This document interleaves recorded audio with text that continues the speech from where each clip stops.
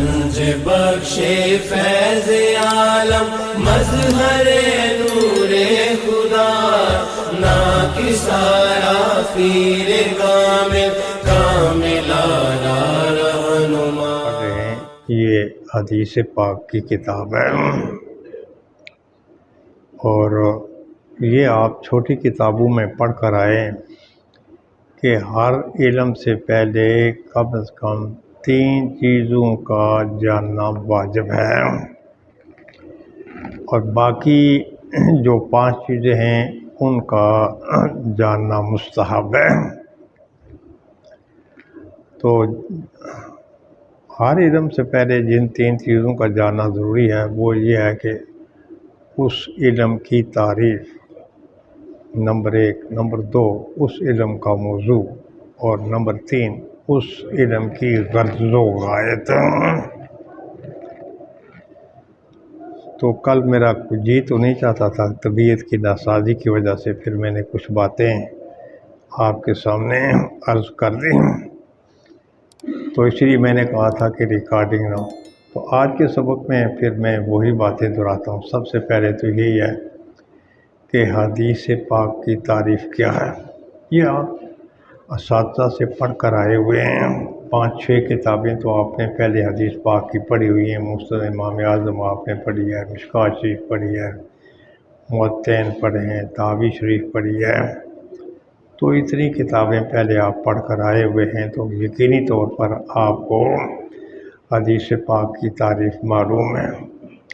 کہ 3 چیزوں کے مجموعے کا نام جو ہے وہ حدیث پاک ہے. نمبر 1 آقا نامدار صلی اللہ علیہ وسلم کا کے ارشادات، نمبر 2 آپ کے افعال اور نمبر 3 آپ کی تقریرات. تو تقریرات کا مطلب یہ ہوتا ہے کہ کوئی بات آپ کے سامنے کی گئی یا کوئی کام آپ کے سامنے کیا گیا ہو تو آپ نے اس سے منع نہ فرمایا ہو، یا پھر یہ ہے کہ آپ نے اس کام کی تحسین فرمائی ہو جو کام آپ کے سامنے کیا گیا ہے، اور یا آپ نے اس کام کی تردید نہ فرمائی ہو. کوئی ایسا کام جو آپ کے سامنے کیا گیا ہو آپ نے اس کی تردید نہیں فرمائی اور اسی طریقے سے آپ نے اس کی تردید نہیں فرمائی بلکہ خاموش رہے یا آپ نے اس کی تحسین کی، تو اس قسم کی جو بات ہوگی یا جو فعل ہوگا، اس قسم کی بات اور فعل کو کہتے ہیں حدیث تقریری. تو حدیث تقریری کی ایک مثال میں نے آپ کو یہ بھی بتائی تھی، اور بھی بہت سی باتیں جو بعد میں کتاب میں آتی رہیں گی. تو انشاءاللہ اگر طبیعت نے اجازت دی تو پھر اس پر کچھ تھوڑی تھوڑی معروضات آپ کی خدمت میں پیش کی جاتی رہیں گی. حدیث تقریری کی جو ایک مثال ہے وہ ہے، تو حدیث تقریری کی آپ ایک مثال جو ہے تو وہ ہے کہ حضرت حسان رضی اللہ تعالی عنہ نے آقا نامدار صلی اللہ علیہ وسلم کی ارشاد کی روشنی میں حضرت سیدنا ابوبکر صدیق رضی اللہ تعالی عنہ کی عظمت شان کے بارے میں کچھ اشعار پڑھے، ایک منقبت پڑھی، اور وہ اشعار اور منقبت جو ہے اس کی تفصیل تو پھر کسی اور وقت کی جائے گی، لیکن ان میں سے ایک یہ بھی تھا ثانی اثنین فی الغار المنیف وقد تفردوا به ارشاد الجبل، کہ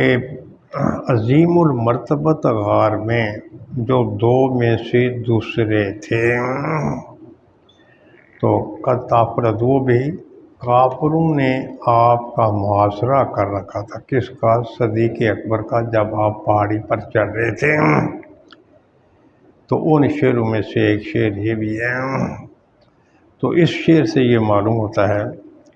کہ حضرت سیدنا صدیق اکبر رضی اللہ تعالیٰ عنہ یہ ثانی اثنین کا مصداق سیدنا صدیق اکبر رضی اللہ تعالیٰ عنہ کی ذات بابرکات ہے.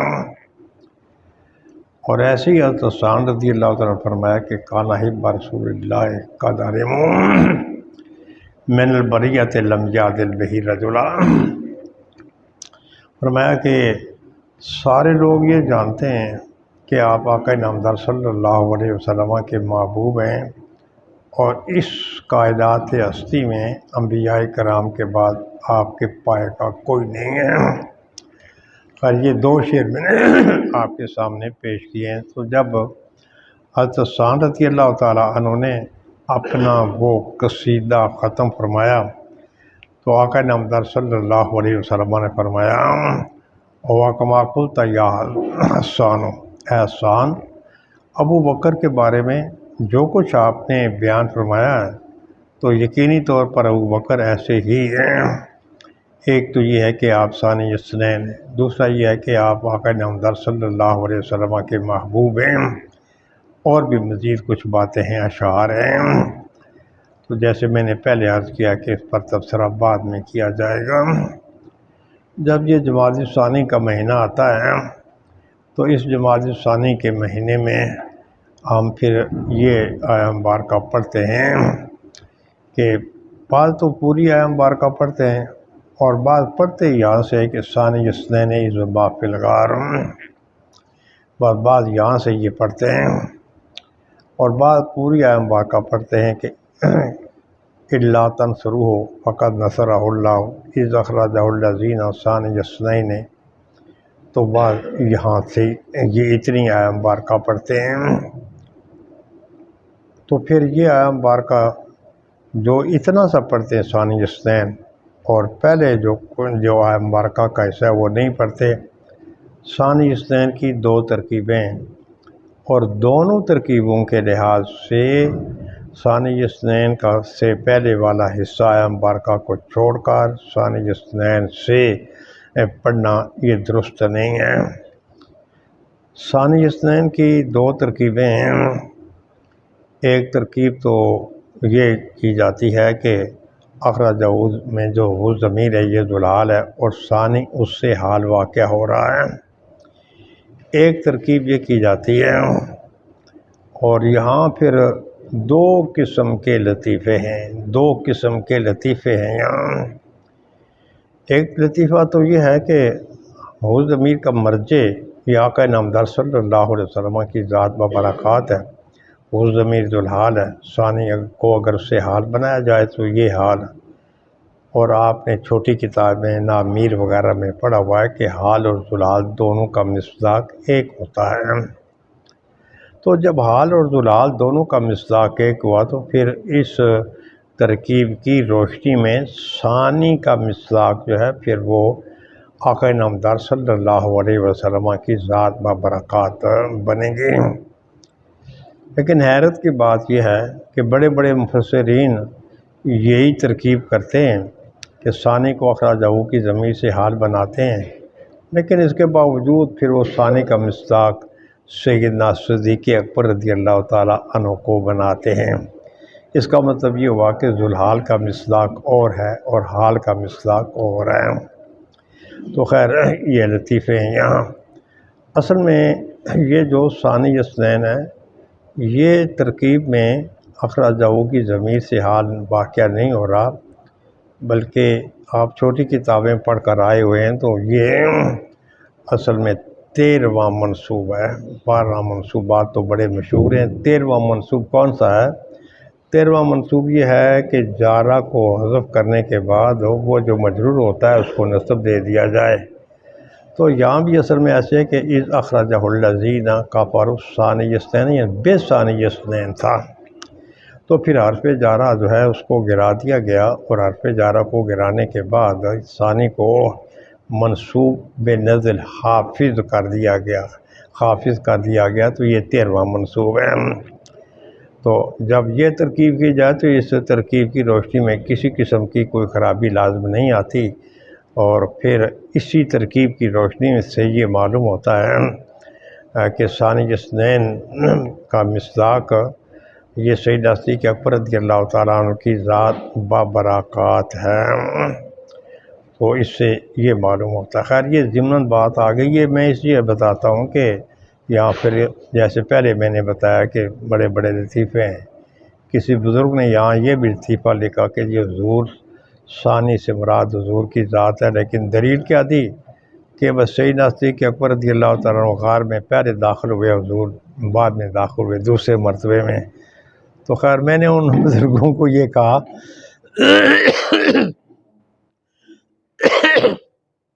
کہ آپ کا جو یہ اتحاد ہے یہ غلط ہے، اور یہ حدیث تقریری کے مناسب نہیں ہے، اس کے خلاف ہے۔ خیر یہ حدیث تقریری کی ایک مثال ہے، اور یہ میں جان بوجھ کر اس کو یہ بیان کر رہا ہوں، اس لیے کہ پھر جیسے میں نے پہلے کہا کہ یہاں بڑی بڑی غلطیاں لگتی ہیں، تو یہ ہو گئی حدیث تقریری۔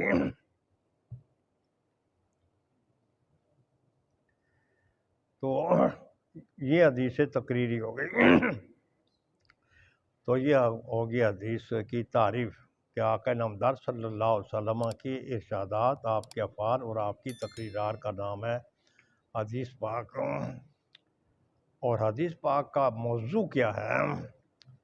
حدیث پاک کا جو موضوع ہے وہ ہے ذات رسول بحیثیت رسول۔ یہ ہے حدیث پاک کا موضوع کہ ذات رسول بحیثیت رسول، یہ ہے حدیث پاک کا موضوع۔ اور یہ بات میرے پاس امانت ہے، اس لیے پھر میں اس موقع پر یہ بھی عرض کرتا رہتا ہوں کہ جب امام اہل سنت امام المتکلمین فی زمانے ہی غازی زمان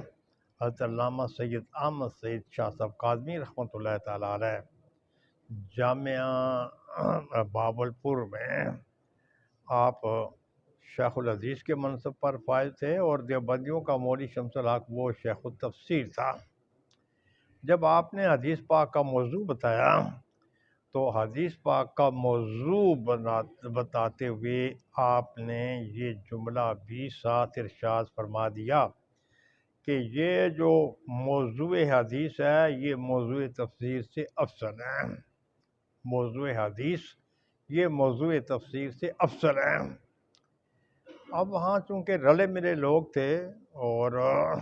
پڑھنے والے، میں نے جیسے کل بھی بتایا کہ وہ علماء تھے، دونوں طرف سے علماء گئے ہوئے تھے۔ ہماری طرف سے مفتی غلام سرور صاحب بھی تھے، مولانا پیر چشتی صاحب بھی تھے، جو اپنے وقت کے رئیس المناطقہ کہلاتے تھے اور بندیال کے پڑھے ہوئے تھے۔ اس قسم کے جو لوگ تھے تو وہ وہاں طالب علم بن کر گئے ہوئے تھے۔ دوسری طرف سے بھی ایسے ہی بڑے بڑے ان کے مدرس وہ بھی طالب علم بن کر وہاں گئے ہوئے تھے، لیکن کسی کو یہ جرأت نہیں ہوتی تھی کہ وہ امام اہل سنت سے یہ پوچھیں کہ آپ نے یہ کیسے فرما دیا کہ موضوع حدیث موضوع تفسیر سے افضل ہے۔ ایک دن یہ دروازہ بند کر دیں بھائی۔ یہ ایک دن ایسے ہوا کہ آپ تشریف لے جا رہے تھے اور شمس الحق اخوانی جو ہے وہ بھی راستے میں آپ کی ملاقات ہو گئی، تو اس نے کہا کہ سنا حضرت آپ نے یہ فرمایا کہ موضوع حدیث موضوع تفسیر سے افضل ہے۔ تو ان کے لیے یہ ایک بڑی عجیب و غریب بات تھی، یہ بڑی حیران کن بات تھی۔ تو آپ نے فرمایا ہاں موضوع حدیث موضوع تفسیر سے افضل ہے۔ اس نے کہا کہ یہ کیسے افضل ہے کہ موضوع تفسیر موضوع حدیث موضوع تفسیر سے افضل کیسے ہے؟ اس وقت پھر آپ نے فرمایا کہ یہ جو موضوع تفسیر ہے نا یہ الفاظ قرآن ہیں۔ آپ چھوٹی کتابوں میں پڑھ کر آئے ہیں کہ کلام کی دو قسمیں ہیں، ایک ہے کلام نفسی اور ایک ہے کلام لفظی۔ ایک ہے کلام نفسی اور دوسرا کلام لفظی ہے۔ اور یہ جو کلام لفظی ہے، یہ جو الفاظ قرآن پاک ہیں، بالاتفاق یہ اہل سنت و جماعت کے نزدیک یہ الفاظ قرآن یہ مخلوق ہیں۔ معتزلی تو کلام نفسی کو بھی مخلوق مانتے ہیں، لیکن یہ کہ اہل سنت و جماعت کے نزدیک جیسے آپ نے شرح قائد وغیرہ میں پڑھا ہوا ہے کہ اللہ کا جو کلام نفسی ہے وہ غیر مخلوق ہے، اللہ کی صفت ہے، اللہ کے ساتھ قائم ہے۔ اور یہ جو کلام لفظی ہے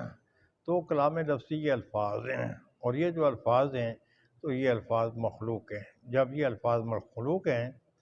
تو پھر اس پر اہل سنت و جماعت کا اجماع ہے، اور اس پر بھی اہل سنت و جماعت کا اجماع ہے کہ تمام مخلوق سے آقا نامدار صلی اللہ علیہ وسلم افضل ہیں۔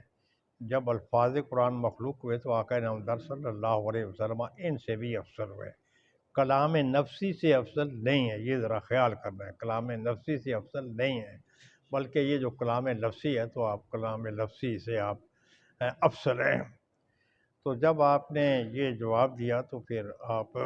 وہ سارے اس پر حیران رہ گئے، اور سب نے آپ کی اس بات کی تصدیق فرمائی کہ کلام یہ موضوع حدیث جو ہے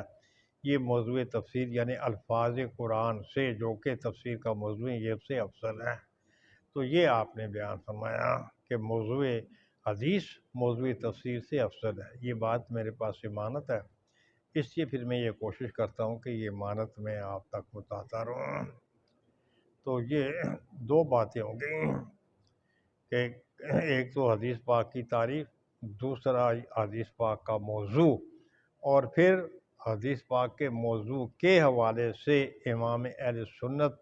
امام المتکلمین فی زمانے ہی علامہ سید احمد سعید کاظمی شاہ صاحب رحمۃ اللہ تعالیٰ علیہ کا ارشاد گرامی۔ تیسری جو چیز ہے وہ ہے غرض، تو کہ حدیث پاک کی غرض کیا ہے۔ ایک غرض تو بڑی مشہور و معروف ہے حدیث پاک کی، جو بھی آپ کی دین کی کتاب پڑھیں تو اس کی ایک غرض بتائی جاتی ہے، اور حدیث پاک کی بھی ایک غرض یہی بتائی جاتی ہے، اور وہ جو غرض ہے وہ ہے یہ کہ سعادت دارین۔ حدیث پاک کی یہ غرض ہے سعادت دارین، جیسے باقی دینی کتب کی بھی یہی غرض ہے سعادت دارین، لیکن اس کے علاوہ حدیث پاک کی دو اور غرضیں بھی ہیں۔ ان دو غرضوں میں سے ایک غرض تو کچھ مدارس میں بتائی جاتی ہے، اور ایک جو ہے وہ میں اپنے پاس سے بیان کرتا رہتا ہوں، اور وہ دوسری غرض یہ ہے حدیث پاک کی کہ بھائی تاکہ ہم ان دعاؤں کے حقدار بن جائیں جو آقا نامدار صلی اللہ علیہ وسلم نے حدیث پاک پڑھنے اور پڑھانے والوں کے لیے فرمائی ہیں، اور وہ یہ ہے کہ آقا نامدار صلی اللہ علیہ وسلم نے فرمایا کہ نظر اللہ امرأن سمع مقالتی ووعاها وحفظها وأداها کما وعاها۔ اللہ تعالیٰ اس آدمی کو تر و تازہ رکھے جس نے میری بات سنی، یاد کی اور خوب یاد کی، جیسے اس نے یاد کی تھی آگے اس نے وہ بات لوگوں تک پہنچا دی۔ تو یہ حدیث پاک پڑھنے پڑھانے والوں کے لیے یہ آقا نامدار صلی اللہ علیہ وسلم کی بشارت ہے۔ اور یہ جو جملہ آپ اس جملے میں، اچھا کیا یہ جملہ دعائیہ ہے یا یہ جملہ خبریہ ہے؟ اگر جملہ دعائیہ ہو تو بات واضح ہے، اور پھر کتنے خوش نصیب ہیں وہ لوگ کہ جن لوگوں کے بارے میں آقا نامدار صلی اللہ علیہ وسلم نے یہ دعا فرمائی ہے کہ وہ لوگ تر و تازہ ہوں، بشاش و بشاش زندگی گزاریں، جنہوں نے میری بات کو سنا، یاد کیا، خوب یاد کیا، اور پھر جیسے سنا تھا آگے پہنچا دیا۔ اور اگر یہ جملہ خبریہ ہو تو تب بھی اس میں اس سے دعا والا معنی معلوم ہو رہا ہے، اگر جملہ خبریہ بھی ہو۔ بہت سے جملے ایسے ہوتے ہیں جو الفاظ کے لحاظ سے خبریہ ہوتے ہیں، لیکن معنی کے لحاظ سے وہ جملے خبریہ نہیں ہوتے، جملے انشائیہ ہوتے ہیں۔ بہت سے اس قسم کے جملے ہوتے ہیں، تو یہ جملہ اگر خبریہ بھی ہو تو تب بھی یہ جملہ انشائیہ اور جملہ دعائیہ کے معنی میں ہے۔ یہ دوسری غرض ہو گئی حدیث پاک کی، اور حدیث پاک کی تیسری جو غرض ہے وہ ہمیں آقا نامدار صلی اللہ علیہ وسلم کے صحابہ کرام کے طرز عمل سے معلوم ہوتی ہے، اور دوسرے الفاظ میں ہم یوں بھی کہہ سکتے ہیں کہ تیسری جو غرض ہے وہ ہم اہل سنت و جماعت کا ترہ امتیاز ہے۔ اور وہ تیسری غرض کون سی ہے؟ وہ تیسری غرض یہ ہے کہ ہوتا رہے تذکرہ ان کے کیل و کال کا، اور ہوتا رہے چرچا ان کے حسن و جمال کا، یہ تیسری غرض ہے۔ اور الحمدللہ تو اہل سنت و جماعت کے جلسوں میں یہی ہوتا ہے کہ آپ کے کیل و کال کا تذکرہ ہوتا ہے، اور آپ کی جو آپ کے کیل و کال کا تذکرہ ہوتا ہے، آپ کے حسن و جمال کا بھی تذکرہ ہوتا ہے۔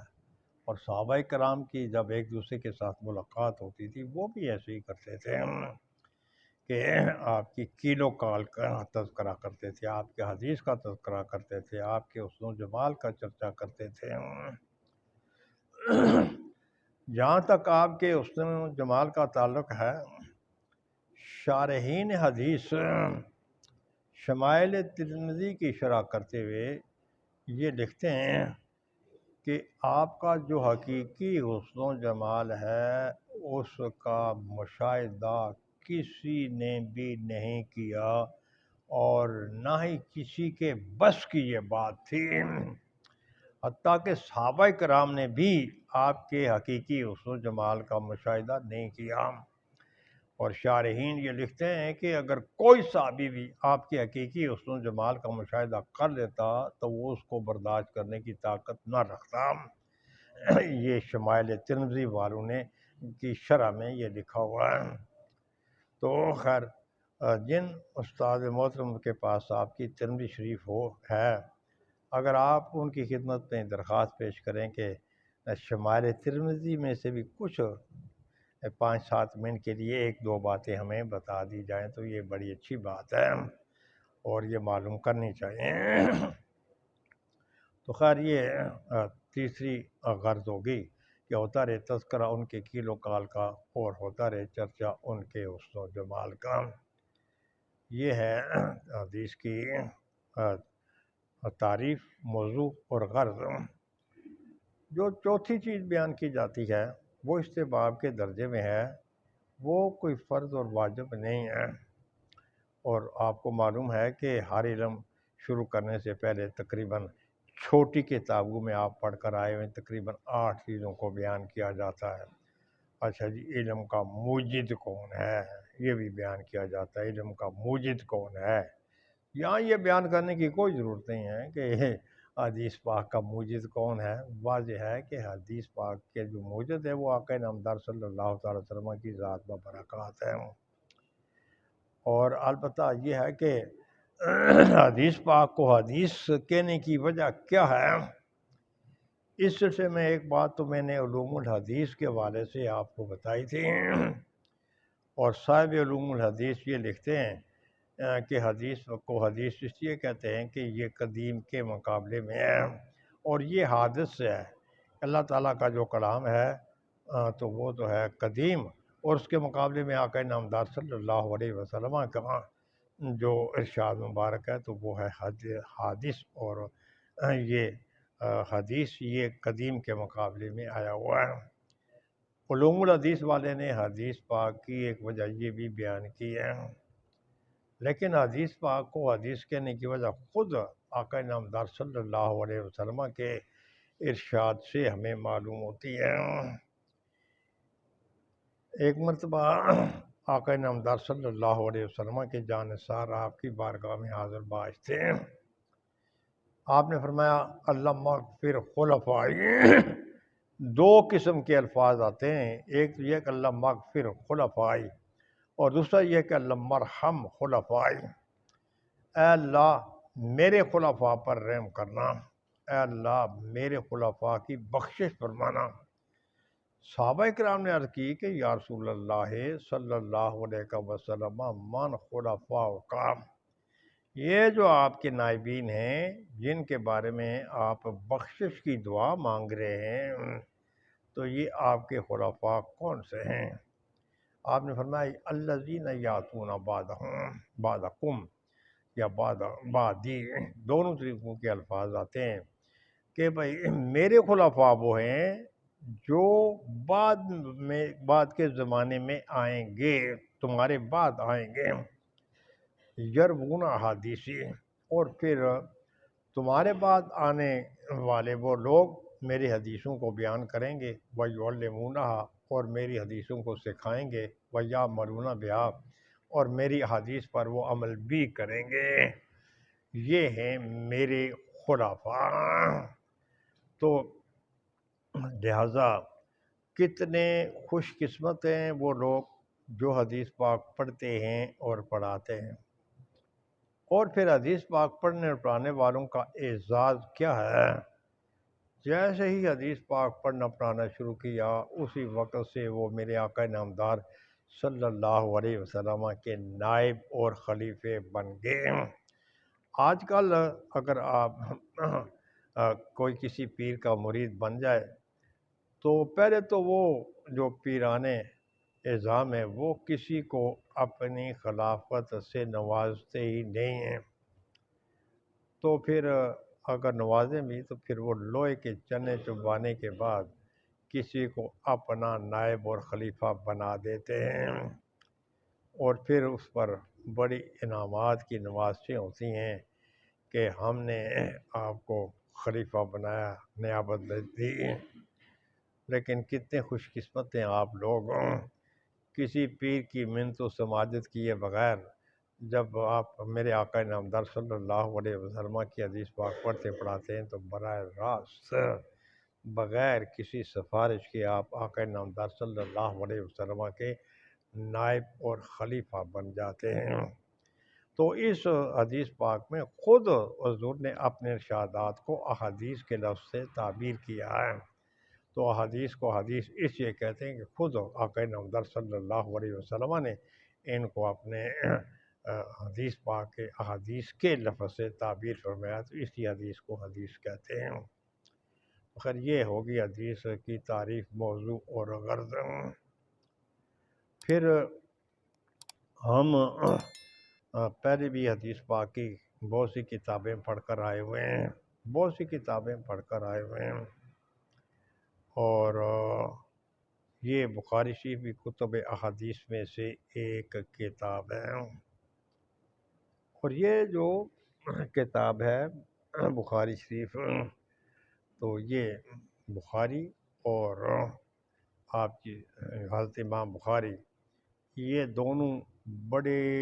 عظیم المرتبت ہیں۔ صاحب بخاری بھی بڑے عظیم المرتبت ہیں، اور آپ کی جو کتاب ہے وہ بھی بڑی عظیم المرتبت ہے۔ صاحب بخاری کو بھی آقا نامدار صلی اللہ علیہ وسلم کی بارگاہ میں پذیرائی حاصل ہے، اور اسی طریقے سے آپ کی کتاب کو بھی بارگاہ رسالت میں بڑی پذیرائی حاصل ہوئی۔ حضرت امام بخاری رحمۃ اللہ تعالیٰ علیہ کو بھی بارگاہ رسالت میں بڑی پذیرائی حاصل ہوئی، اور آپ کی کتاب کو بھی بڑی پذیرائی حاصل ہے۔ حضرت امام بخاری رحمۃ اللہ تعالیٰ علیہ کی جو ولادت، عمر اور آپ کیا جو وصال ہے، اس کے بارے میں 3 لفظ آپ نے اپنے ذہن میں رکھنے ہیں۔ ایک صدقہ، ایک حمید پڑھ لیں آپ کی مرضی، حمید پڑھ لیں تو آپ کی مرضی، ہم نے تو حروف کو دیکھنا ہے، تو اور پھر تیسرا لفظ ہے نور۔ تو صدقہ، حمید اور نور، یہ جو 3 لفظ ہیں، ان 3 لفظوں سے آپ کی تاریخ حروف ابجد کے لحاظ سے ہمیں آپ کی تاریخ ولادت بھی معلوم ہوتی ہے، آپ کی عمر شریف بھی معلوم ہوتی ہے، اور آپ کی کا تاریخ وصال بھی ہمیں معلوم ہوتا ہے۔ ان تینوں سے صدقہ تو حروف ابجد کے لحاظ سے تو یہ بنتے ہیں، اس کی تعداد 194 بنتی ہے، آپ کی پیدائش 194 ہجری میں ہوئی، 13 شوال کو ہی اور جمعے کے دن ہوئی۔ اور حمید حروف ابجد کے لحاظ سے اس کے عدد بنتے ہیں 62، آپ کی عمر شریف جو ہے وہ 62 سال کی ہوئی، اور آپ کا جو تاریخ وصال ہے وہ 256 میں ہوا، اور نور کے حروف ابجد کے لحاظ سے جو عدد بنتے ہیں وہ 256 ہیں۔ تو صدقہ حمید نور، یعنی ہوا نور، کہ حمید نے سچ کہا کہ یہ جو حضرت امام بخاری رحمۃ اللہ تعالیٰ علیہ ہیں یہ مجسمہ نور ہیں۔ تو خیر ہمارے نزدیک تو آقا نامدار صلی اللہ علیہ وسلم کی ذات بابرکات وہ نور ہیں، اور پھر لیکن دوسرے مسلک کے جو لوگ ہیں ان میں سے ایک وہ مولانا ادریس کاندھوی بھی ہیں، تو انہوں نے مقامات کا حاشیہ لکھا ہے، اور مقامات کا عربی میں حاشیہ لکھا ہے، تو اس میں انہوں نے آقا نامدار صلی اللہ علیہ وسلم کے بارے میں جو قصیدہ لکھا ہے، شروع میں چند ایک اشعار لکھے ہیں، تو اس میں انہوں نے یہ بھی لکھا ہے کہ نور قدیم، کہ حضور کی ذات کے بارے میں لکھا ہے کہ نور قدیم۔ تو خیر یہ انہوں نے حضور کے بارے میں فرمایا ہے۔ اور پھر اسی طریقے سے یہ جو ان کا زکریا ہے، تو زکریا بہت اچھی باتیں بھی کرتا ہے، اس کی بخاری شریف کی شرح ہے، تو جو میرے پاس موجود ہے بخاری شریف کی شرح زکریا کی میرے پاس موجود ہے، تو انہوں نے بھی اپنی کسی کتاب میں لکھا ہے کہ حضرت امام بخاری رحمۃ اللہ تعالیٰ علیہ مجسمہ نور ہیں۔ خیر یہ حضرت امام بخاری مجسمہ نور ہیں۔ آپ پیدائشی طور پر نابینے تھے، بعض میں کہتے ہیں کہ بعد میں آپ نابینے ہو گئے تھے، بعض کہتے ہیں کہ نہیں، آپ پیدائشی طور پر نابینے تھے۔ تو آپ کی جو والدہ ماجدہ ہیں وہ بھی مستجاب الدعوات تھیں، اور خود حضرت امام بخاری رحمۃ اللہ تعالیٰ علیہ یہ بھی مستجاب الدعوات تھے۔ تو جب آپ نابینے تھے تو آپ کی والدہ محترمہ یہ گڑ گڑ آ کر اللہ تبارک و تعالیٰ کی بارگاہ میں دعائیں مانگتی رہتی تھیں، اے اللہ میرے لخت جگر کو بینائی کی شہادت عنایت فرمانا۔ تو ایک دن ایسے واقع خواب میں انہیں سیدنا ابراہیم علیہ السلام کی، ان کی امی کو سیدنا ابراہیم علیہ السلام کی زیارت ہوئی خواب میں، تو سیدنا ابراہیم علیہ السلام نے فرمایا بھائی ہم نے آپ کے بیٹے کو بینا کر دیا ہے، اور تو اب وہ بینائی اس کو ہم نے عطا کر دی ہے، وہ بینا ہوئے ہیں۔ جب صبح حضرت امام بخاری اٹھے تو اللہ تعالیٰ کے فضل و کرم سے جیسے کہ سیدنا ابراہیم علیہ السلام نے ان کی امی کو بشارت دی تھی، اس بشارت کے مطابق سیدنا امام محمد بن اسماعیل رحمۃ اللہ تعالیٰ علیہ یہ بینا تھے۔ تو اللہ تعالیٰ نے آپ کی والدہ کی دعا کی برکت کی وجہ سے آپ کو بینائی عطا کر دی۔ تو خیر یہ جو بزرگ ہیں، بزرگوں کے وسیلے سے اللہ تعالیٰ بہت کچھ عنایت فرماتے ہیں۔ غیر مقلدین کا ایک پیشوا ہے جس کو ابراہیم سیالکوٹی کہتے ہیں، ابراہیم سیالکوٹی، تو اس نے ایک کتاب لکھی ہے تاریخ اہل حدیث۔ اس تاریخ اہل حدیث میں اس نے اپنا ایک واقعہ درج کیا ہے، اور وہ واقعہ یہ درج کیا انہوں نے کہ کئی ماہ سے میں یہ تحقیق کر رہا تھا کہ یہ جو ابو حنیفہ ہیں کیا یہ مرجئہ ہیں یا نہیں۔ مرجئہ ایک طبقہ ہے جس کا نظریہ، نقطہ نظر یہ ہے، کتاب الایمان میں کچھ بیان کیا جائے گا کہ یہ جو تصدیق قلبی ہے بس یہی سب کچھ ہے، یہی نظریہ ہے نجات ہے۔ جسے تصدیق قلبی حاصل ہو جائے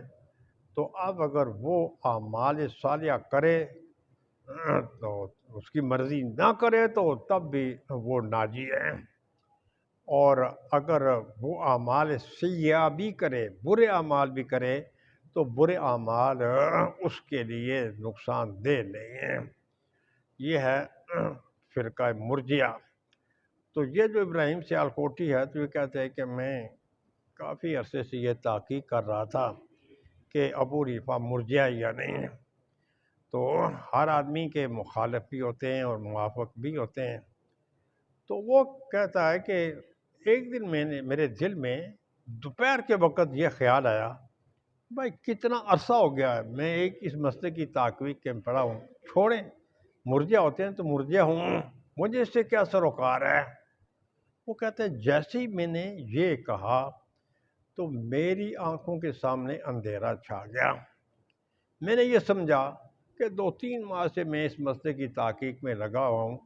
تو جس کی وجہ سے پھر میری یہ دماغ پر آنکھوں پر اس کے اثرات مرتب ہوئے ہیں، تو تھوڑی دیر کے لیے یہ اندھیرا باقی رہے گا، اور میری وہ زیادہ محنت کی وجہ سے میرے ساتھ یہ معاملہ درپیش آیا، تو بعد میں ٹھیک ہو جاؤں گا۔ لیکن جیسے جیسے وقت گزرتا گیا تو وہ میرا اندھیرا زیادہ ہی غالب آتا چلا گیا۔ وہ کہتا ہے اب مجھے اس بات کا یقین ہو گیا کہ میں نے اللہ تعالیٰ کے ایک ولی کی میں نے بے ادبی کی ہے، اس بے ادبی کی سزا کے طور پر اللہ تعالیٰ نے میری بینائی چھین لی ہے۔ وہ کہتا ہے کہ جب میں نے یہ سوچا، یہ سوچنے کے بعد میں نے اللہ تبارک و تعالیٰ کی بارگاہ میں گڑ گڑا کر معافی مانگنی شروع کر دی، توبہ کرنی شروع کر دی کہ اللہ میں نے آپ کے ایک بندے کی بے ادبی کی ہے، اے اللہ میں آپ سے معافی چاہتا ہوں، اے اللہ آپ مجھے معاف فرما دیں۔ تو فرماتے ہیں کہ پھر میں نے گڑ گڑا کر جب میں یہ دعا مانگتا رہا تو اللہ تبارک و تعالیٰ نے میری دعا کو شرف قبولیت سے نوازا، اور ابو حنیفہ وہ امام اعظم نہیں کہتے، ان کی برکت کی وجہ سے میری وہ گئی ہوئی بینائی دوبارہ لوٹ آئی، اور ساتھ ہی وہ یہ کہتا ہے کہ یہ جو بینائی ہے یہ پہلی بینائی سے زیادہ تھی، پہلی بینائی سے یہ زیادہ تھی۔ اس کے بعد پھر وہ اپنے غیر مقلدین کو مخاطب کرتے ہوئے غیر متقلدین کو، غیر مقلدین نہیں غیر متقلدین کو مخاطب کرتے ہوئے یہ کہا کہ جس طریقے سے کہ آقا نامدار صلی اللہ علیہ وسلم جب معراج شریف کر کے واپس تشریف لائے تو پھر کافر یقین نہیں کر رہے تھے، تو قرآن پاک میں آتا ہے افاتمارون علی ما یری، کہ جو کچھ میرے محبوب نے دیکھا ہے کیا تم اس میں شک کر رہے ہو؟ تو وہ اپنے غیر متقلدین کو مخاطب کرتے ہوئے یہ کہہ رہا ہے افاتمارون علی ما یری، جو منظر میں نے دیکھا کیا تم میرے اس منظر میں شک کرتے ہو؟ تو یہ اللہ تعالیٰ کے جو بندے ہیں تو ان کے وسیلے سے بھی گئی ہوئی بینائی یہ واپس آ جاتی ہے۔ تو یہ ایک غیر مقلد کا نظریہ ہے۔ اس کی جو کتاب ہے تاریخ اہل حدیث، اگر وہ پرانا نسخہ مل جائے تو بہت ہی اچھی بات ہے، اس میں عبارت اور ہے، اور جو نئے وہ چھاپ رہے ہیں کچھ تھوڑے سے تغیر و تبدل کے ساتھ چھاپ رہے ہیں، تو اس لیے پھر وہ لیکن اس سے اس بات کا اقرار ہے کہ بزرگوں کی بے ادبی کرنے کی وجہ سے انسان نابینا ہو جاتا ہے، بزرگوں کے وسیلے سے دعا مانگنے سے اللہ تبارک و تعالیٰ پھر اس کی مشکلیں حل فرما دیتا ہے۔ اسی لیے میری یہ جو گئی ہوئی بینائی ہے نا یہ بھی اس لیے واپس آ گئی۔ اسی طریقے سے یہ جو یہاں داؤد غزنوی یہاں سلفیہ مدرسہ ہے، تو اس مدرسے کا وہ پہلا مؤتمن تھا۔ یہ جو غیر متقلدین ہیں اور یہ ان میں سے اچھے لوگ بھی ہوئے ہیں، اس کی کلاس میں ایک لڑکا پڑھتا تھا، یہ تحریر میں آیا ہوا ہے، کوئی قصے کہانیاں نہیں ہیں، خود اسی نے دیا ہے تحریر میں۔ تو اس کا شاگرد یہ کہنے لگا کہ بھائی دیکھیں جی حضور دا ارشاد ہے ابو حنیفہ انج آکھ رہا۔ تو داؤد غزنوی نے اپنے شاگرد کو پوچھا بھائی کیا کہہ رہے ہو؟ تو اس نے کہا دیکھیں جی حضور کا ارشاد تو یہ ہے ابو حنیفہ انج آکھ رہا۔ پھر تیسری مرتبہ اس نے اپنے شاگرد کو پوچھا بھائی کیا کہہ رہے ہیں؟ تو اس نے کہا دیکھیں جی حضور کا ارشاد یہ ہے ابو حنیفہ انج آکھ رہا۔ تو اس وقت پھر اس نے اپنے اس شاگرد کو کہا ابھی اٹھیں اور میری کلاس سے چلے جائیں، ہمیں امام ابو حنیفہ کے ساتھ جو اختلاف ہے وہ علمی اختلاف ہے، اور آپ کے جو یہ جملے آپ دہرا رہے ہیں ان سے اللہ تعالیٰ کے ایک ولی ایک برگزیدہ آدمی جو ہے اس کی بے ادبی ہو رہی ہے، لہذا آپ میری کلاس سے اٹھ کر چلے جائیں۔ تو اس نے اپنے شاگرد کو اپنی کلاس سے نکال باہر کیا۔ اسی طریقے سے یہ تو وہ مولانا عبدالجبار صاحب تیریاں والے محلے میں تھے امرتسر میں۔ تو ایک دن ایسے ہوا کہ وہ یہ حدیث پاک پڑھا رہا تھا، مولوی عبدالجبار ان کا، اور وہ حدیث پاک یہ تھی کہ من آدھا ولین فقط اذن تو بالحرب، کہ جس نے میری کسی ولی کی مخالفت کی تو میرا اس کے ساتھ اعلان جنگ ہے۔ یہ حدیث پاک وہ پڑھا رہا تھا۔ تو خیر اس کا ایک مقتدی تھا، اس کے مقتدی نے یہ کہا کہ بھئی آپ کا جو شاگرد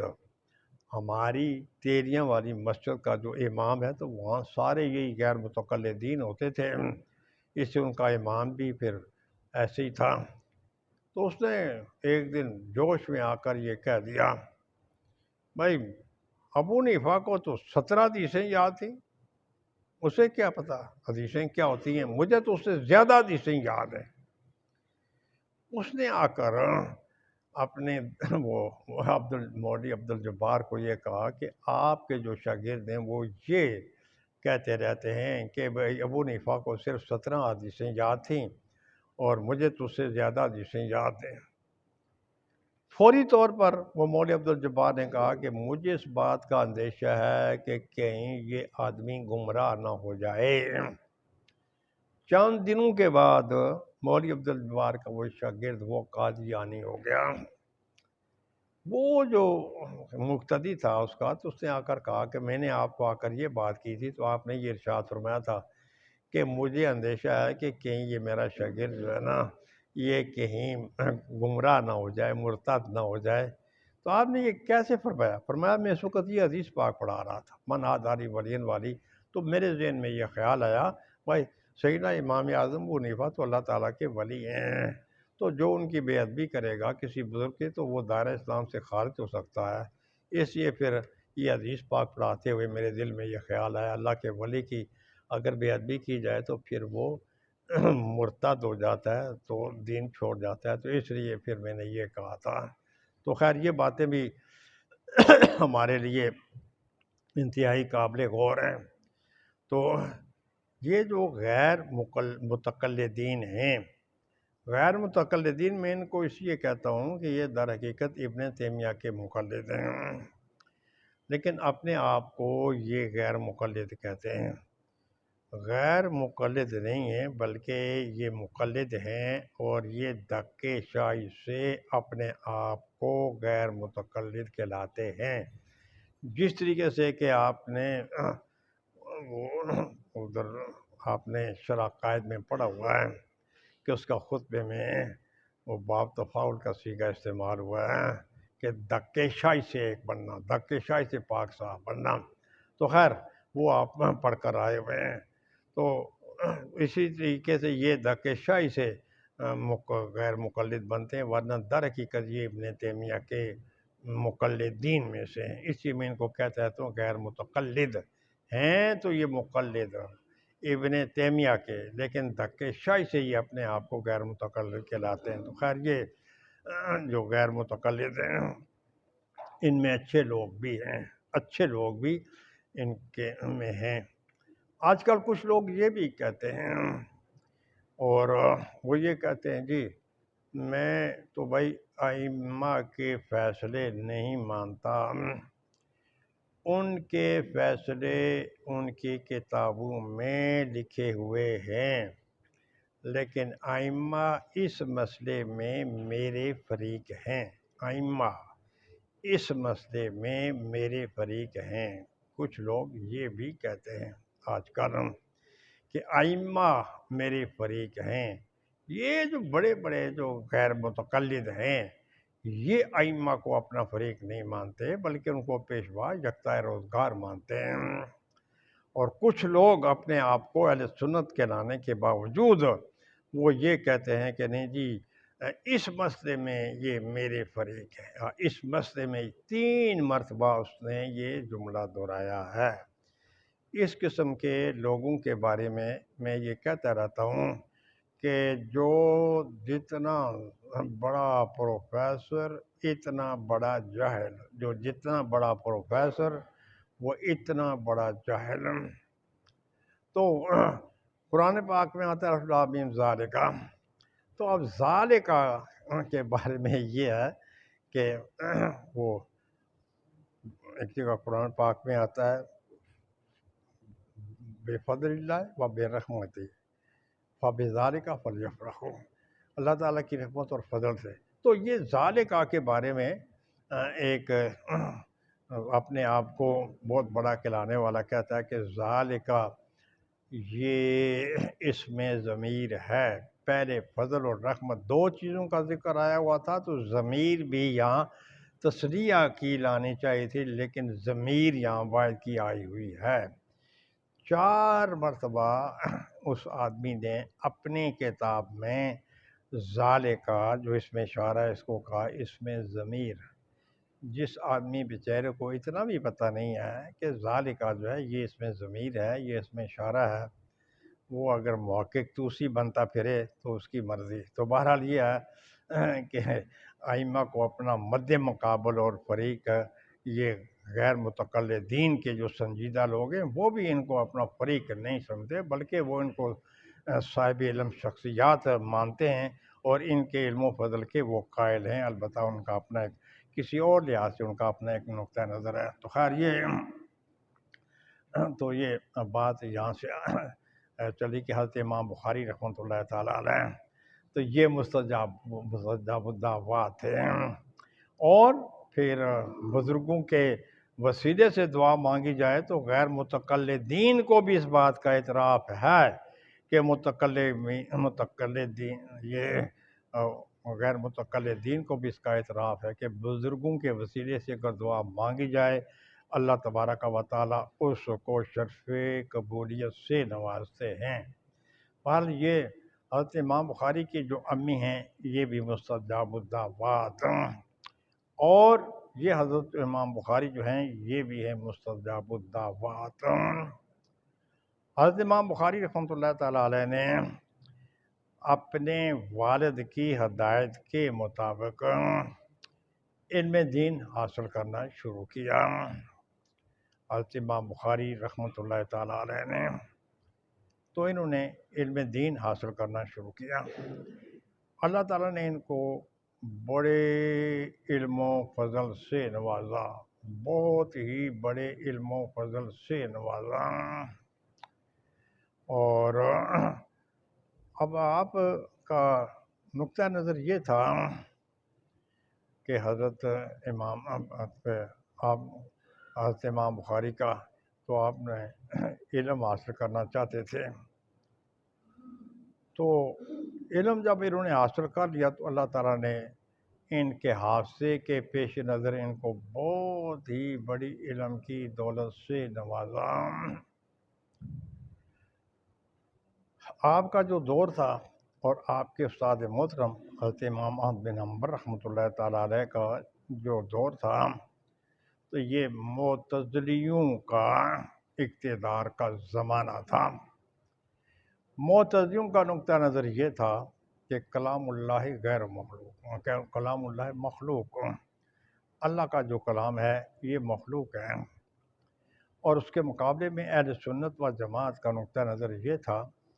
کہ اللہ کا جو کلام ہے جس کو کلام نفسی کہتے ہیں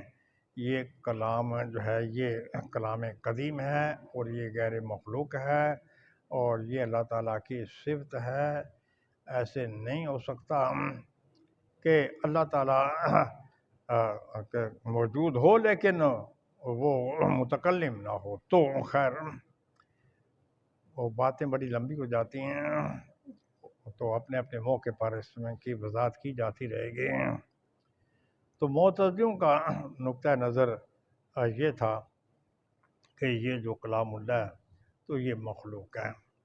اس کے مقابلے میں اہل سنت و جماعت کا نقطہ نظر یہ تھا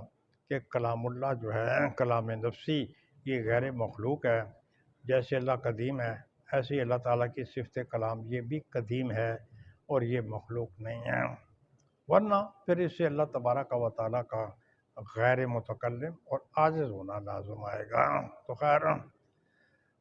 اب یہ مسئلہ تھا۔ حضرت امام احمد بن حنبل رحمۃ اللہ تعالیٰ علیہ کا نقطہ نظر یہ تھا کہ کلام اللہ غیر مخلوق ہے، اللہ کا جو کلام ہے یہ غیر مخلوق ہے۔ اس سے میں اس مسئلہ حق بیان کرنے کی صورت میں آپ کو بڑے مصائب و آلام سے دو چار ہونا پڑا، تو آپ کو پکڑ کر اس وقت کا خلیفہ معتصم جو ہے اس کے پاس لے جایا جاتا، اور پھر وہاں مناظرے ہوتے رہتے ہیں، اور پھر بھائی یہ اللہ کا کلام جو ہے یہ مخلوق ہے یا غیر مخلوق ہے۔ تو حضرت امام احمد بن حنبل رحمۃ اللہ تعالیٰ علیہ اپنے علم و فضل کی روشنی میں، اللہ تعالیٰ کی توفیق کی روشنی میں آپ فرماتے تھے کہ اللہ کا کلام جو ہے یہ کلام قدیم ہے، غیر مخلوق ہے اور قدیم ہے۔ اور جب کبھی زیادہ مجبور کیا جاتا تو آپ پوچھتے اپنے مناظرہ کرنے والوں سے بادشاہ کے سامنے کہ آپ بتائیں کہ اللہ تعالیٰ کا علم جو ہے یہ قدیم ہے یا حادث ہے، تو اگر آپ یہ کہیں گے کہ اللہ کا علم جو ہے یہ حادث ہے تو اس سے آپ کافر ہو جائیں گے۔ اب بادشاہ کی محفل میں جب آپ نے یہ مسئلہ بیان کیا تو وہ لوگ حکمرانوں کی بڑی آؤ بھگت کرتے رہتے ہیں، ہر زمانے میں کرتے رہے ہیں، کوئی یہ نئی بات نہیں ہے، تو اپنے آپ کو علماء کرام کہلانے والے ہیں، تو یہ حکمرانوں کی بڑی تعظیم کرتے ہیں۔ اس لیے داتا صاحب رحمۃ اللہ تعالیٰ علیہ نے اپنے زمانے کی منظر کشی کرتے ہوئے یہ فرمایا کہ کچھ لوگ وہ ہیں جنہوں نے حکمرانوں کی کوٹھیوں کو اپنا قبلہ بنا لیا ہے، اور ظالموں کی جو گھر ہیں ان کو انہوں نے بیت المعمور بنا دیا ہے، اور یہ جو جابر ہیں جابروں کے محلات اور کوٹھیوں کو انہوں نے کعبہ قوسین و ادنیٰ بنا دیا ہے۔ تو ہر زمانے میں ایسے لوگ ہوتے رہے، آج بھی ایسے لوگ ہیں، اور ایسے علماء بھی ہیں، اور ایسے اپنے آپ کو علماء کہلانے والے بھی ہیں، مشائخ بھی ہیں۔ لیکن یہ ہے کہ علامہ راضی نے یہ لکھا ہے کہ بھائی علماء سو کون سے ہیں؟ علماء سو وہ ہیں کہ جو غلط حکمرانوں کی تائید کرتے ہیں اور ان کی پشت پناہی کرتے ہیں۔ تو اس لیے پھر کسی نے کہا کہ حل افسد الدین الا الملوک اخبار السوء و رہبانھا، تین قسم کے جو لوگ ہیں انہوں نے دین اسلام کو تباہ برباد کرنے کی کوشش کی، ایک برے حکمران، دوسرا برے مولوی، اور تیسرا برے پیر۔ تین قسم کے جو لوگ ہیں تو یہ دین اسلام کو نقصان پہنچانے کی کوشش کرتے ہیں، اور یہ ہر زمانے میں رہے ہیں، کبھی حکمرانی کی صورت میں، کبھی کسی صورت میں، کبھی کسی صورت میں۔ اس وقت بھی چونکہ معتزلوں کی حکومت تھی تو اس لیے پھر لوگ حکمرانوں کی خوشامد درآمد کرتے تھے، اور پھر یہ کہتے تھے کہ لیکن اب آپ نے جب یہ فرمایا ہاں جی کیا آپ بتائیں کہ یہ جو اللہ کا علم ہے کیا یہ قدیم ہے یا نہیں، اگر آپ یہ کہتے ہیں یہ حادث ہے تو پھر آپ کافر ہیں۔ تو پھر وہ بادشاہ کے پاس بیٹھنے والے تو لنگے ترلے دیکھیں جی انہوں نے تو سریعام آپ سب کو کافر کہہ دیا۔ تو امام صاحب حضرت امام احمد بن حنبل نے یہ پوچھا، آپ نے فرمایا کہ آپ مجھے یہ بتائیں کہ کلام اللہ یہ اللہ کا علم ہے یا نہیں ہے؟ جب یہ اللہ کا علم ہے تو پھر جیسے یہ اللہ کا علم یہ حادث نہیں ہے، ایسے ہی کلام اللہ یہ بھی حادث نہیں ہے بلکہ یہ بھی قدیم ہے اور یہ بھی غیر مخلوق ہے۔ تو خیر اس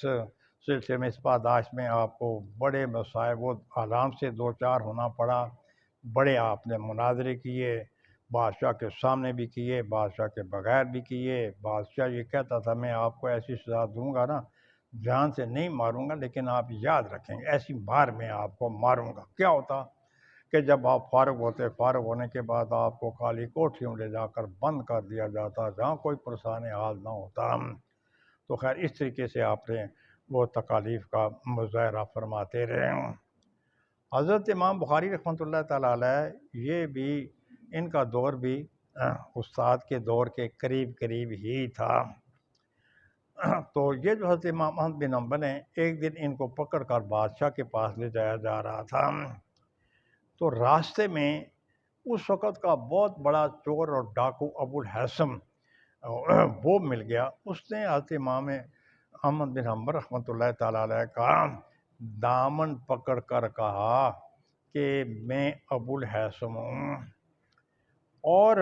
میں چوریاں کرتا ہوں، ڈاکے مارتا ہوں۔ ان چوریوں اور ڈاکوں کے سلسلے میں مجھے قید کر لیا جاتا ہے، اور یہ ریکارڈ میں موجود ہے کہ اب تک مجھے 18,000 کوڑے پڑ چکے ہیں، لیکن جب بھی میں چھوٹتا ہوں میں اپنی اس بری حرکت سے باز نہیں آتا۔ تو اگر آپ پھسل گئے تو پھر ساری امت پھسل جائے گی، لہذا جس طریقے سے میں نے برائی پر استقامت کا مظاہرہ کیا ہے تو اسی طریقے سے آپ کو بھی نیکی پر استقامت کا مظاہرہ کرنا پڑے گا، تاکہ آپ کی امت کہیں پھسل نہ جائے، بیک نہ جائے۔ جب آپ کو کوڑے پڑتے ہیں تو آپ فرماتے رحم اللہ ابو الحسن، کہ اللہ تعالیٰ ابو الحسن پر رحم فرمائے۔ کسی نے پوچھا یہ آپ کیا کہہ رہے ہیں، ابو الحسن تو بہت بڑا چور اور ڈاکو ہے۔ فرمایا کہ بھائی جب میں آ رہا تھا نا، اس نے مجھے ایک نصیحت کی تھی، جب مجھے کوڑے پڑتے ہیں میں سزا اور تکلیف برداشت کرتا ہوں، اور پھر تکلیف کیوں برداشت کرتا ہوں؟ اگر وہ برے راستے پر ہوتے ہوئے بھی کوڑے کھانے کے باوجود وہ اپنی حرکتوں سے باز نہیں آیا تو میں راہ راست پر ہوں، تو مجھے چاہے جان سے کیوں نہ مار دیا جائے تو پھر بھی میں اپنی اسی حق پر ڈٹا رہوں گا۔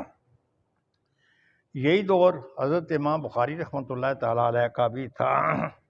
حضرت امام بخاری رحمۃ اللہ تعالیٰ علیہ کے دور میں بھی یہی مسئلہ درپیش تھا کہ قرآن پاک مخلوق ہے یا غیر مخلوق ہے۔ اگرچہ قرآن یہ آپ کی کتاب بخاری جو ہے اس کو آپ نے 16 سالوں میں ترتیب دیا، اس پر بعد میں کچھ معمولی سا کلام کر دیا جائے گا۔ کچھ حضرت صاحب نے بھی آپ کو کچھ کل بتایا ہوا ہے گول مول کر کے۔ تو بھائی ہمارا تو یہ ہے کہ ہم محدث اعظم پاکستان رحمۃ اللہ تعالیٰ علیہ کے مرید ہیں۔ آپ فرمایا کرتے تھے بھائی ہم گول باغ میں رہتے ہیں، ہمارا مسلک کوئی گول مول نہیں ہے۔ اسے بھی اللہ کے فضل سے ہمارا مسلک بھی نیم سرکاری ادارے میں رہنے کے باوجود بھی ہمارا مسلک جو ہے وہ گول مول نہیں ہوگا۔ جو مسلک ہے اس کو ہم ڈنکے کی چوٹ سے بیان کریں گے، ڈنکے کی چوٹ سے بیان کریں گے، چاہے وہ کسی کو پسند آئے نہ پسند آئے۔ ہم نے اللہ کی بارگاہ میں جواب دینا ہے، اللہ کے سامنے جواب دے ہونا ہے، سرخرو ہونا ہے۔ تو خیر تو وہ پھر حضرت امام بخاری رحمۃ اللہ تعالیٰ علیہ کا جو دور تھا تو وہ بھی یہی تھا کہ معتزلیوں کا، لیکن معتزلیوں کا کافی حد تک زور ٹوٹ چکا تھا، کیونکہ ان کے حکمران ختم ہوتے جا رہے تھے۔ لیکن یہ مسئلہ تو چل رہا تھا نا، مسئلہ جو مسائل ہیں وہ چلتے رہتے ہیں، بعد میں بھی چلتے رہتے ہیں، حضرت امام بخاری کے دور میں بھی چلتے رہے ہیں۔ یہی وجہ ہے آپ نے اپنی کتاب کا بخاری کا آغاز بھی ایسے کیا جس سے ضمناً معتزلیوں کی تردید ہوتی ہے، اختتام بھی ایسے کیا کہ جس سے صراحتاً معتزلیوں کی تردید ہوتی ہے۔ آخری کتاب التوحید میں اور آخری باب نے بھی آپ نے اس طریقے سے کیا کہ جس سے معتزلیوں کی تردید ہوتی ہے۔ آپ فرماتے لفظی بالقرآن مخلوق، لفظی بالقرآن مخلوق۔ اب آپ یہ جو جملہ ادا فرماتے نا، اس جملے سے لوگوں کو یہ اشتباہ پڑ گیا کہ آپ اپنے استاد حضرت امام احمد بن حنبل کا مسلک چھوڑ چکے ہیں اور یہ اب قرآن پاک کو مخلوق مانتے ہیں۔ لیکن یہ پہلے میں آپ کو بتا چکا ہوں، ایک ہے کلام نفسی اور ایک ہے کلام لفظی۔ اور یہ جو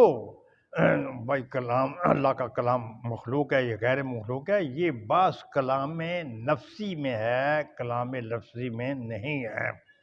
جہاں تک کلام لفظی کا تعلق ہے، تمام اہل سنت و جماعت کا اس بات پر عقیدہ ہے کہ یہ جو کلام لفظی ہے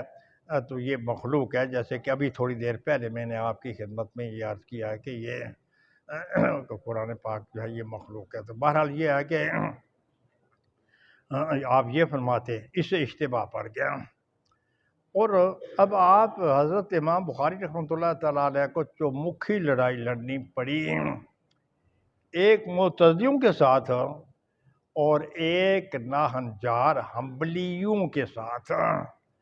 جیسے کہتے رہتے ہیں نا، پیرا نامی پرند مریدہ می پرانند، پیر تو نہیں اڑتے لیکن مرید ان کو اڑاتے ہیں۔ تو مرید جو تھے حضرت امام احمد بن حنبل کے شیدائی پیروکار، حضرت امام بخاری بھی آپ کے شاگرد تھے، وہ بھی آپ کی ماننے والے تھے، لیکن کچھ جہل مرید ہوتے ہیں، جہل مرید پھر وہ جہالت کی باتیں کرتے ہیں، اس لیے پھر حضرت امام احمد بن حنبل رحمۃ اللہ تعالیٰ علیہ کے ساتھ وابستگی کا اظہار کرنے والے جو جہالات تھے، انہوں نے کہا کہ جی کلام نفسی بھی یہ بھی غیر مخلوق ہے، اور کلام لفظی بھی غیر مخلوق ہے، حتیٰ کہ جن اوراق پر یہ الفاظ لکھے جاتے ہیں وہ الفاظ بھی قدیم اور غیر مخلوق ہیں، وہ الفاظ بھی قدیم اور غیر مخلوق ہیں۔ اب حضرت امام بخاری رحمۃ اللہ تعالیٰ علیہ کو ایک طرف تو معتزلیوں کی تردید کرنی پڑتی، اور دوسری طرف اس قسم کے جہل حنبلیوں کی بھی تردید کرنی پڑتی کہ بھائی یہ الفاظ جو ہیں یہ تو قدیم نہیں ہیں، جن کاغذوں پر یہ لکھے جاتے ہیں وہ کاغذ ہم نے خود بنائے ہیں، ہم بنا کر ان پر لکھنے والے ہیں، وہ کاغذ وہ گتے کس طریقے سے جو ہے یہ غیر مخلوق ہو سکتے ہیں اور کس طریقے سے یہ قدیم ہو سکتے ہیں، اور یہ مسائل بھی چلتے رہتے تھے درمیان میں، اور اسی کی پاداش میں کبھی وہ مان دین آپ کو ایک جگہ ٹکنے نہیں دیتے تھے۔ واضح ہے کہ اللہ تعالیٰ نے آپ کو علم دیا تھا اور علم کی دولت سے نوازا تھا، تو اس علم کی دولت کے نوازنے کی وجہ سے اس وقت کے کچھ حاسدین آپ کے ساتھ حسد بھی کرتے تھے، اس وقت کے حاسدین آپ سے حسد بھی کرتے تھے، اور یہ کل کے سبق میں نے آپ کو بتایا ہوا ہے کہ یہ جو امام بخاری ہیں یہ بھی عظیم المرتبت ہیں، آپ کی کتاب بھی عظیم المرتبت ہے، جیسے کہ آقا نامدار صلی اللہ علیہ وسلم کی ارشاد کی روشنی سے ہمیں معلوم ہوتا ہے۔ تو بہرحال جب آپ بغداد میں پہنچے تو وہاں حاسدین بھی موجود تھے، اس وقت کے بغداد کے جو 10 شیوخ حدیث تھے، انہوں نے کہا جی سنا ہے یہاں کوئی محمد بن اسماعیل بھی آ رہا ہے، اور اس کے بارے میں یہ سنا ہے کہ وہ اپنے وقت کا بہت بڑا محدث ہے، لہٰذا ہم 100 احادیث مبارکہ کو لیتے ہیں، اور 100 حدیث مبارکہ کو لینے کے بعد ہم ایسے کریں گے کہ ہم میں سے 10 آدمی تھے، ہر آدمی 10 احادیث کو لے لے، اور 10 احادیث کو لینے کے بعد تو اس کی جو سند ہے سند میں قطع برید کرے، اور الفاظ کو بھی کہیں سے لے جا کر کہیں ملا دے، تو اس طریقے سے ہم نے جب وہ محمد بن اسماعیل آئیں تو ہم نے ان کے سامنے پیش ہونا ہے۔ تو اب وہ اپنے پروگرام کے تحت آئے، ایک نے وہ 10 حدیثیں خلط ملط کر کے پڑھی، آپ نے فرمایا لا ادری، دوسرے نے بھی پڑھی، تیسرے نے بھی ایسے پڑھا، ہر ایک کے جواب میں آپ فرماتے رہے لا ادری لا ادری لا ادری۔ اب وہ بڑے خوش ہوئے کہ بھائی پتہ چل گیا کہ یہ جو محمد بن اسماعیل ہیں یہ کوئی اتنے بڑے محدث نہیں ہیں،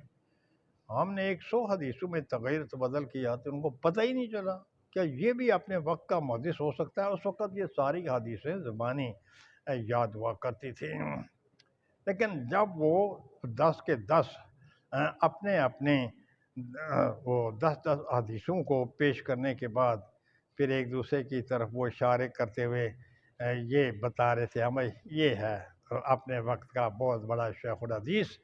کہ جس کو پتہ بھی نہیں ہے کہ ہم نے کیا کیا تغیر کیا ہے۔ تو جس ترتیب کے ساتھ انہوں نے وہ حدیثوں کو بیان کیا، پہلے نے جو 10 حدیثیں بیان کی، پہلے آپ اس کی طرف مخاطب ہوئے، مخاطب کرنے کے بعد پھر آپ نے اس کی جو کچھ گھپلے کیے ہوئے تھے اس گھپلے کی نشاندہی کی، اور حدیث ان 10 حدیثوں کو اپنی سند کے ساتھ، صحیح سند کے ساتھ بیان کیا، صحیح الفاظ کے ساتھ بیان کیا، اور دوسرے پھر دوسرے کی 10 حدیثوں کو بھی ایسے تھے، 10 کے 10 جو تھے ان کی ساری حدیثوں کی سندیں اور متون آپ نے صحیح کر کے جب ان کے سامنے پیش کیے تو پھر وہ سرنگوں ہو گئے، اب پھر ان کی مخالفت بڑھتی چلی گئی، چلو جی ان کو یہاں سے نکال دیں، ٹھیک ہے جی چلے جاتے ہیں، کسی اور جگہ چلے جاتے ہیں۔ تو پھر یہ چلتے چلتے یہ اپنے ہی ملک میں پہنچ گئے، اپنے ہی ملک میں پہنچ گئے۔ تو جب اپنے ملک میں پہنچے بخارا میں، تو اس وقت وہاں کا جو گورنر تھا وہ تھا خالد۔ تو یہ جو خالد تھا تو اس وقت کے جو بادشاہ تھے نا وہ علم دوست تھے، ان کی یہ خواہش ہوتی تھی کہ بھائی ہمارے بیٹے بھی عالم بنے ہیں۔ یہی وجہ ہے کہ اس وقت کے بادشاہ اپنے پاس بڑے بڑے جد علماء کرام کو رکھا کرتے تھے تاکہ ہماری اولادیں بھی ان سے پڑھیں۔ جب آپ بخارا میں پہنچے تو وہ گورنر جو خالد تھا بخارا کا، تو اس نے کہا جی آپ نے میرے گھر آ کر میرے بیٹوں کو حدیث پاک پڑھانی ہے۔ آپ نے فرمایا میں نے علم حدیث کو ذلیل نہیں کرنا کہ میں اس کو لے کر تو یہ جو حکمرانوں کے دروازوں پر میں لے کر ان کو گھومتا پھروں اور حکمرانوں کی اولادوں کو میں پڑھاؤں، ایسے نہیں ہو سکتا۔ اگر آپ نے اپنے بیٹے پڑھانے ہیں تو آپ ایسے کریں کہ میری کلاس میں بھیج دیں۔ انہوں نے کہا ٹھیک ہے، میں نے اپنے بیٹے پڑھانے ہیں تو وہاں جہاں کلاس لگتی ہے میرے بیٹے وہاں آ جائیں گے، لیکن ایک شرط ہے، اور وہ شرط یہ ہے کہ جب آپ میرے بیٹوں کو پڑھائیں نا وہاں کوئی اور طالب علم اس میں شریک نہ ہو۔ فرمایا ایسے نہیں ہو سکتا۔ اس نے کہا کہ ٹھیک ہے اگر ایسے نہیں ہو سکتا پھر آپ یہاں اس ملک سے میں آپ کو نکال دیتا ہوں، جہاں آپ کا جی چاہے وہاں چلے جائیں۔ تو ادھر سے سمرقند سے آپ کو دعوت موصول ہو چکی تھی کہ آپ یہاں ہمارے پاس آ جائیں۔ تو لیکن یہ ہے کہ آپ نے جاتے ہوئے یہ فرمایا کہ اے خالد، جس طریقے سے تو نے مجھے اپنے گھر سے ذلیل کر کے نکالنے کی کوشش کی ہے نا، اللہ کرے تم بھی اسی طریقے سے ذلیل و خوار ہوتے رہو۔ چنانچہ 1 ماہ کے اندر اندر بادشاہ نے اپنے اس کے گورنر پر ایک ایسا الزام تھا خالد پر، تو جس الزام کی وجہ سے بادشاہ نے کہا کہ یہ جو گورنر ہے نا تو اس کا منہ کالا کیا جائے، منہ کالا کر کے اس کو گدھے پر سوار کیا جائے، گدھے پر سوار کرنے کے بعد اس کو سارے اس علاقے میں گھمایا پھرایا جائے۔ تو پھر ایسے ہی ہوا کہ خالد کے ساتھ ایسے ہوا۔ تو یہ آپ نے دعا فرمائی تھی کہ اللہ جو مجھے ذلیل کرنا چاہتا ہے نا، اے اللہ اس کو بھی آپ اسی طریقے سے ذلیل کریں۔ جب آپ بہت سی باتیں میں چھوڑ گیا ہوں، دانستہ چھوڑی ہیں میں نے، بہت سی باتوں کا تعلق ہمارے کچھ عقیدے کے ساتھ بھی ہے، تو ان باتوں کو بھی میں نے زیادہ بیان کرنے کی کوشش کی ہے۔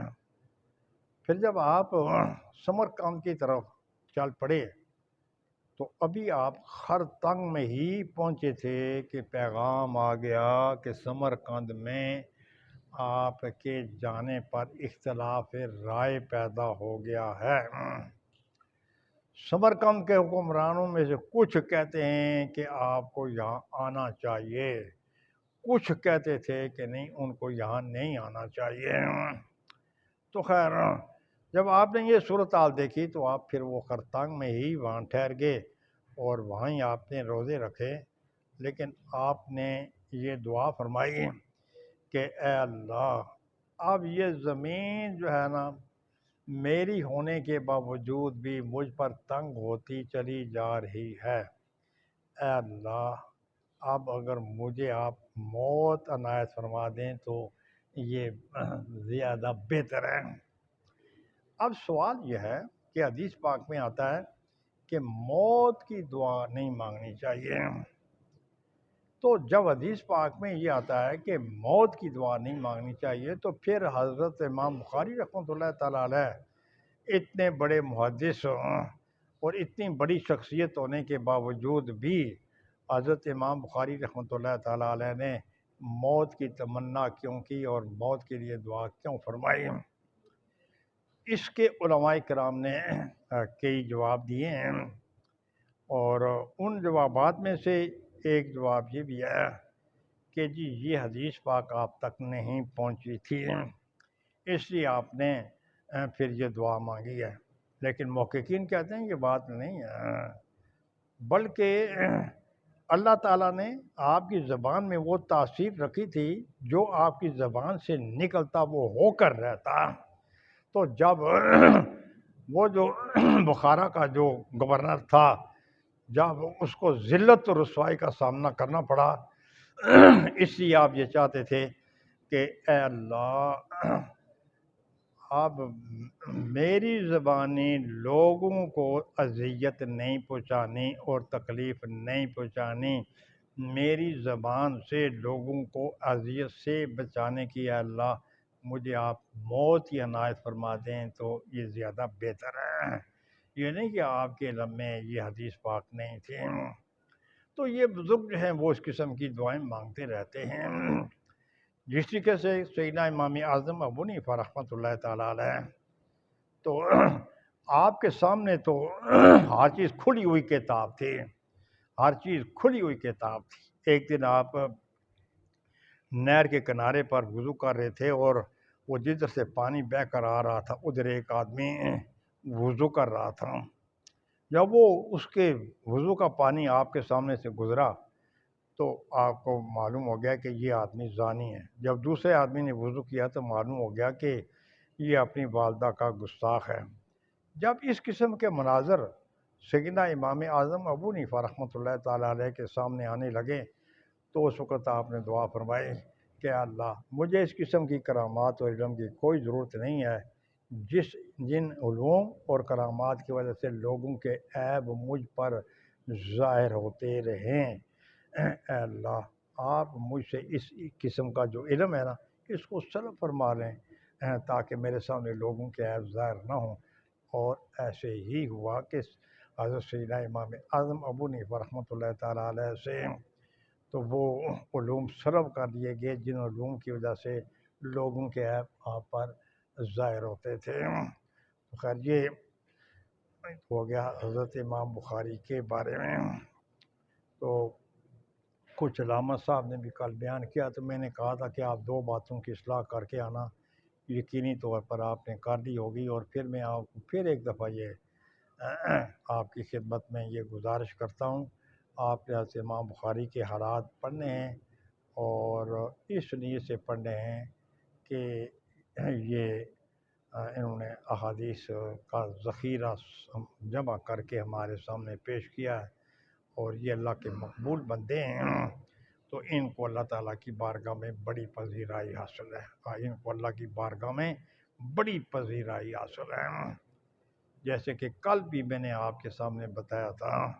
واقدی یہ کہتے ہیں، آپ فرماتے ہیں کہ ایک دن ایک بزرگ نے دیکھا خواب میں کہ آقا نامدار صلی اللہ علیہ وسلم اور آپ کے خلفاء ایک جگہ کھڑے ہیں، تو جس محدث کو جمال جہاں آرا کا دیدار ہوا انہوں نے عرض کی کہ یا رسول اللہ آپ یہاں کیوں جلوہ افروز ہیں؟ فرمایا محمد بن اسماعیل کے انتظار میں، اور یہی یہ جو تو اسی رات کو حضرت امام بخاری رحمۃ اللہ تعالیٰ علیہ کا وصال ہوا تھا، تو بعد میں پتہ چلا اسی رات حضرت امام بخاری کا وصال ہوا ہے، تو اس لیے پھر حضرت امام بخاری کو حضور کی بارگاہ میں بڑی پذیرائی حاصل ہے۔ جیسے آپ کو اللہ کی بارگاہ میں بڑی پذیرائی حاصل ہے، اسی طریقے سے آپ کی جو کتاب ہے بخاری شریف اس کو بھی اللہ تعالیٰ کی بارگاہ میں بڑی پذیرائی حاصل ہے۔ تو آپ کی جو کتاب ہے اس پر مختصر سی گفتگو انشاءاللہ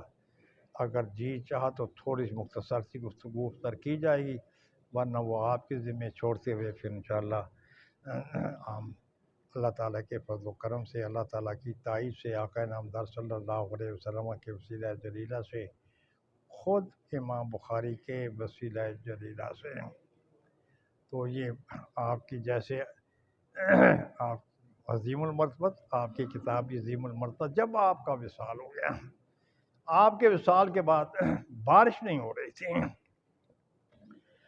بڑی یہ جو ہے نا استسقاء کی نمازیں پڑھی گئیں، بارش نہیں ہوتی تھی۔ تو کسی نے اس وقت کے جو خلیفہ تھے نا اس کو خواب میں جا کر بتایا کہ آپ حضرت امام بخاری رحمۃ اللہ تعالیٰ علیہ کی قبر انور پر تشریف لے جائیں، اور تشریف لے جانے کے بعد پھر آپ وہاں جا کر باران رحمت کی دعا مانگے، اللہ تبارک و تعالیٰ آپ کے وسیلہ سے باران رحمت نازل فرما دیں گے۔